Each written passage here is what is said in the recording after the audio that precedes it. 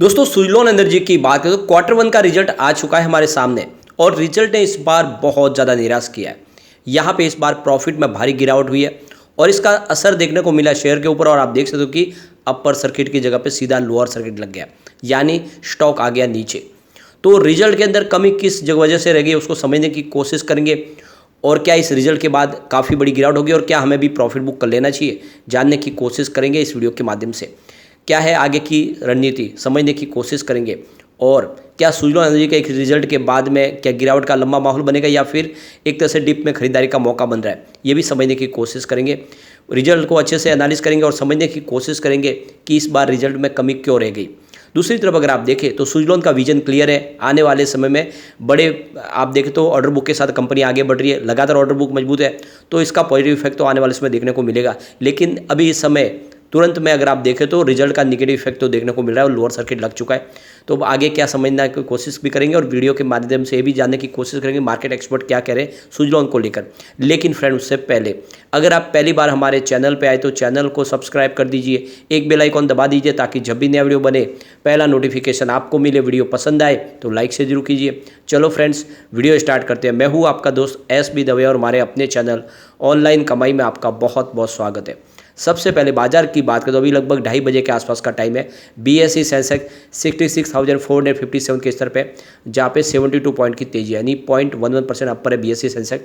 Positive माहौल बना हुआ लेकिन इतनी बड़ी कोई खास तेजी नहीं बन पा रही। इसके पीछे वजह है कि बाजार ऑल टाइम हाई पे चला गया और उसके बाद में प्रॉफिट बुकिंग हावी हो रही है। बड़े फंड हाउस यहाँ पे लगातार प्रॉफिट बुकिंग करें।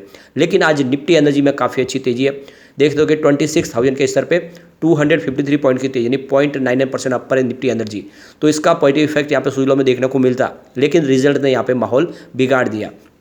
अब सुज़लोन की बात करें तो आप देखते हो कि स्टॉक की शुरुआत 20.25 पर हुई और काफ़ी शानदार शुरुआत हुई। कल की क्लोजिंग 20 की थी और यहाँ पे 20.80 का हाई भी बनाने आप देख दो कि 21 तक स्टॉक इंट्राडे में चला गया।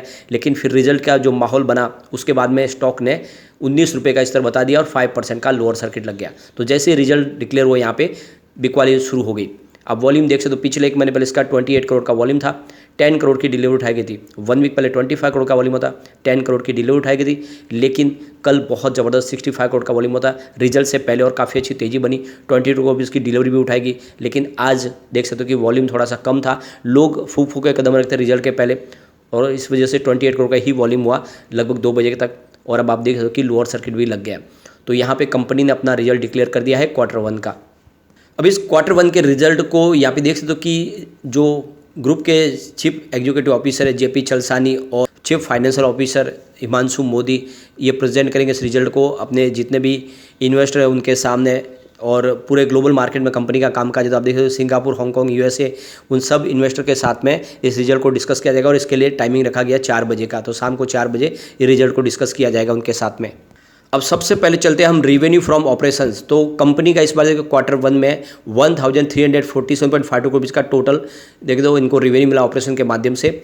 ये मार्च क्वार्टर में 1689.91 करोड़ के आसपास था और जून क्वार्टर में पिछले साल देखें तो ये 1377.58 करोड़ के आसपास था। तो यहाँ पे आप ईयर ऑन बेसिस पे देख लो या क्वार्टर ऑन क्वार्टर बेसिस पे देख लो तो आपको ये बात समझ में आ जाएगी कि इस बार रेवेन्यू कम हुआ है कंपनी का और ये क्लियरली समझ में आ रहा है कि इस बार बिजनेस थोड़ा सा डाउन रहा है। अब यहाँ पे अदर ऑपरेटिंग इनकम की बात करें तो 3.46 करोड़ रुपीज़ के आसपास रही है। पिछले क्वार्टर में ये 4.17 करोड़ रुपीज़ के आसपास थी और पिछले साल से हम क्वार्टर में देखें तो 3.10 करोड़ रुपीज़ के आसपास थी। तो क्वार्टर ऑन क्वार्टर बेसिस पे तो आपको यहाँ पे ये जो इनकम है अदर इनकम ऑपरेटिंग ये कुछ कम होती हुई दिखाई देगी, लेकिन ईयर ऑन बेसिस पे बड़ी जरूर है। और इसके अलावा जो अदर इनकम दूसरी कंपनी की जुड़े वो 10.70 करोड़ रुपीज़ के आसपास है इस बार। पिछले क्वार्टर में यानी मार्च क्वार्टर में ये 5.88 करोड़ रुपीज़ के आसपास थी और पिछले साल सेम क्वार्टर की बात करें 2.79 करोड़ रुपीज़ के आसपास थी।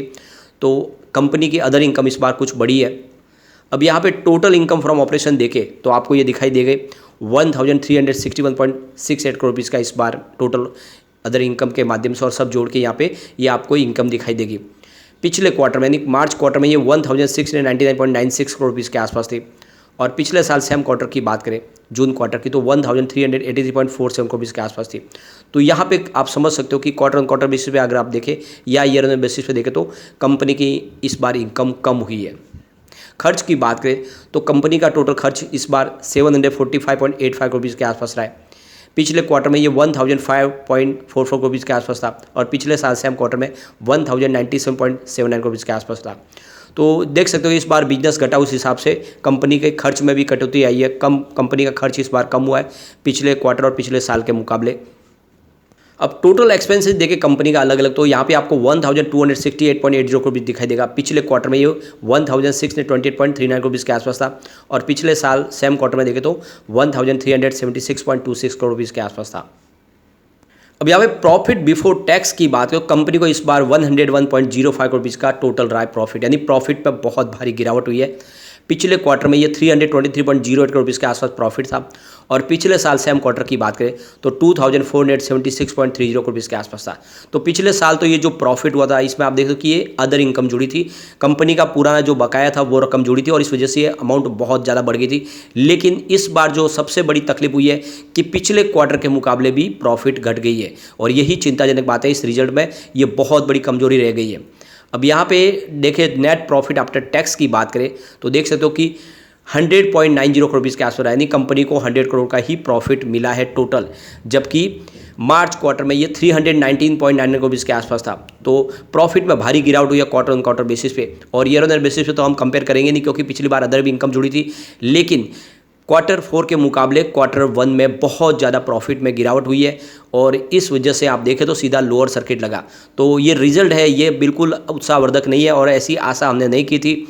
विश्वास था कि इस बार कम से कम 400-500 करोड़ का कंपनी प्रॉफिट बताएगी, लेकिन ऐसा हुआ नहीं। कंपनी प्रॉफिट में जरूर है लेकिन प्रॉफिट में बहुत भारी गिरावट हुई और इसका असर निगेटिव देखने को मिला है और ये कुछ समय तक रहेगा क्योंकि स्टॉक ऑलरेडी बहुत ज़्यादा दौड़ चुका है और ऐसे में यहाँ पे बड़े फंड हाउस की प्रॉफिट बुकिंग हावी हो सकती है तो फिर गिरावट भी ज़्यादा हो सकती है।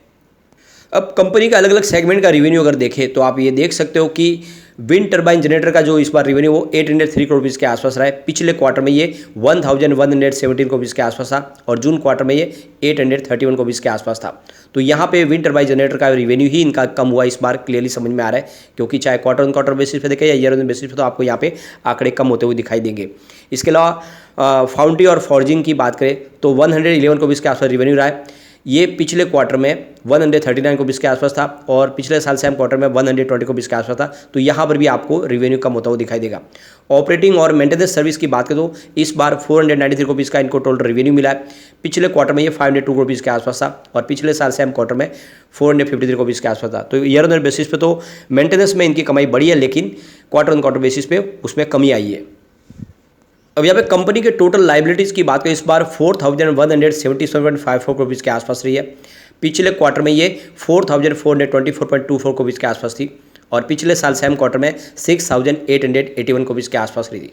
तो कंपनी ने अपनी लाइबिलिटीज़ को कम किया है। ये एक तरह से पॉजिटिव सिग्नल हम देख सकते हैं इसको, क्योंकि कंपनी अपनी लाइबिलिटीज़ को लगातार कम करी और इस क्वार्टर में भी लाइबिलिटीज़ कम हुई है। पिछले क्वार्टर के मुकाबले भी कम है और पिछले साल के मुकाबले भी कम है। तो इसको हम थोड़ी सी मजबूती के रूप में देख सकते हैं, लेकिन सबसे बड़ी बात है कि प्रॉफिट गिरा है। अब यहाँ पे कुछ कंपनी की सब्सिडीज़ के बारे में भी जानकारी है, कंपनी का बिजनेस कितना फैला हुआ। तो आप देख सकते हो कंपनी की टोटल 33 सब्सिडीज़ कंपनी है, जिसमें आपको ऊपर सबसे ऊपर ए रोटर होल्डिंग बीवी दिखाई देगा। इसके बाद देख सकते हो कि गेल ग्रीन ऊर्जा लिमिटेड। तो इस तरह से बहुत सारी कंपनियां हैं जिसको हम सब डिस्कस करने जाएंगे तो बहुत समय निकल जाएगा। तो ये 33 सब्सिडीज कंपनी है जो विश्व के अलग अलग देशों में काम करती है कंपनी। तो बिजनेस तो काफ़ी अच्छा है, सब कुछ पटरी पे है, लेकिन रिजल्ट इस बार बहुत कमजोर रह गया है। तो ऐसे में ये गिरावट का माहौल बन सकता है। अब यहाँ पे IIFL सिक्योरिटीज़ के तरफ से अनुज गुप्ता का कहना है कि अगर आपको नई एंट्री करनी है तो रिजल्ट का इंतजार करें। रिजल्ट हमारे सामने आ चुका है, तो रिजल्ट कमजोर है तो फिलहाल आप इसमें नई एंट्री न करें, थोड़ा वेट करें। स्टॉक जैसे कि बहुत ज़्यादा दौड़ चुका है, 8 रुपये से स्टॉक ने जो दौड़ना शुरू हुआ था तो इस समय 20 को क्रॉस कर गया, थोड़ी सी गिरावट होगी। लेकिन जो लॉन्ग टर्म इन्वेस्टर उनको डरने की कोई बात नहीं। इस बार रिजल्ट भले कमजोर हो, आने वाला रिजल्ट बेहतर होगा। कंपनी का बिजनेस लगातार बढ़ रहा, हमने देखा था मई महीने में कम से कम कंपनी के पास 6 से 7 बड़े ऑर्डर है और इसका नतीजा आने वाले समय देखने को मिलेगा। तो बिजनेस तो बढ़ रहा है, कोई चिंता की बात नहीं। जो शॉर्ट टर्म इन्वेस्टर है उनको तो मैंने बार बार प्रॉफिट बुकिंग की सलाह दी हुई है और उनको प्रॉफिट बुक करना भी चाहिए। स्टॉक में गिरावट की संभावना बनेगी अब, लेकिन जो लॉन्ग टर्म इन्वेस्टर है उनको डरने की कोई बात नहीं। आने वाले समय डेफिनेटली स्टॉक कमाल करेगा और आपको एक अच्छा रिटर्न देगा, क्योंकि आपका नजरिया 5 से 10 साल का है। तो ये स्टॉक डेफिनेटली 1000 का टारगेट दिखाएगा। तो जो लॉन्ग टर्म इन्वेस्टर है उनको डरने की कोई बात नहीं। शॉर्ट टर्म इन्वेस्टर के लिए प्रॉफिट बुकिंग का बिल्कुल सही मौका है, आपको एक बार प्रॉफिट बुक कर लेनी चाहिए। तो कुल मिला के देख लो कि इस बार रिजल्ट ने काफ़ी ज़्यादा मायूस किया है। इस रिजल्ट की संभावना हमें नहीं थी, कम से कम 400 से 500 रुपये का प्रॉफिट दिखाने की संभावना बनी हुई थी, लेकिन इस बार प्रॉफिट 100 करोड़ के तक आया है। तो इसका असर निगेटिव देखने को मिलेगा और गिरावट होगी, क्योंकि स्टॉक काफ़ी ज़्यादा दौड़ चुका है। तो ऐसे में आपको अपनी रणनीति तय कर लेनी है। लेकिन फ्रेंड, कोई भी इन्वेस्टमेंट करने से पहले अपने फाइनेंशियल एडवाइजर से बड़े ले ले या अपना खुद का रिसर्च करें, क्योंकि मैंने वीडियो आपके एजुकेशनल पर्पज़ के लिए ही बनाया। वीडियो पसंद आए तो लाइक शेयर जरूर कीजिए और चैनल को सब्सक्राइब कर दीजिए। Thank you.